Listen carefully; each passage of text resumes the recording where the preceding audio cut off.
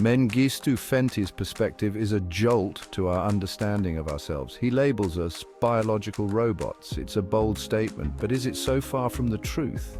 Fenti argues that our actions are not entirely our own. We are programmed. Our programming comes from our upbringing, our culture, and our experiences. We are products of our environments, shaped by external forces. Think about it. Our beliefs, our values, even our desires are often learned. We inherit them from the world around us. This raises a crucial question.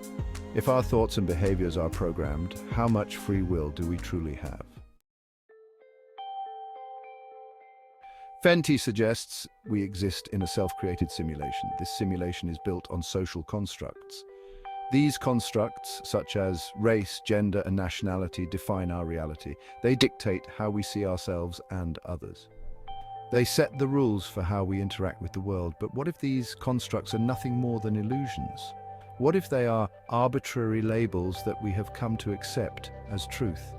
These labels, while seemingly harmless, have a profound impact. They shape our opportunities, our relationships, and our entire life experiences. We are born into a world of pre-existing narratives. From a young age, we are taught who we are and where we belong.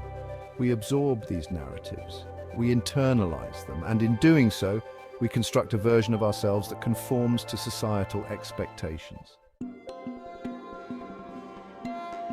This brings us to the concept of the learned identity. This identity is the persona we present to the world. It's the mask we wear to fit in. It is shaped by our desire for acceptance, for belonging, for love. But this learned identity is often a far cry from our true selves. It is a carefully curated image, crafted to please others. It is a collection of beliefs, behaviors, and desires that we have adopted, not necessarily chosen. This disconnect between our true selves and our learned identities creates a sense of unease. We feel a nagging sense of inauthenticity. We know deep down that something is not quite right. Section 4, Societal Expectations, the architects of our false identities. How do we become so disconnected from our true selves? The answer lies in societal expectations. From a young age, we are bombarded with messages about who we should be. These messages come from our families, our schools, the media, and the broader culture. We are told to be successful, to be attractive, to be happy. We are told to conform to certain gender roles, to pursue specific careers, to live our lives according to a predetermined script. These expectations can be suffocating. They limit our potential. They prevent us from exploring the full spectrum of our being. We become trapped in a cycle of seeking external validation, striving to live up to ideals that may not resonate with our authentic selves. Section 5. Unmasking ourselves, a journey of introspection and liberation. Breaking free from this conditioning requires courage. It demands introspection. We must question the stories we have been told about ourselves. We must examine the beliefs that we hold dear. We must ask ourselves, who am I truly? What are my values? What do I want from life? This is not an easy journey. It requires us to confront our deepest fears, our insecurities, and our doubts. But it is a journey worth taking, for in the process of unmasking ourselves, we discover our true nature.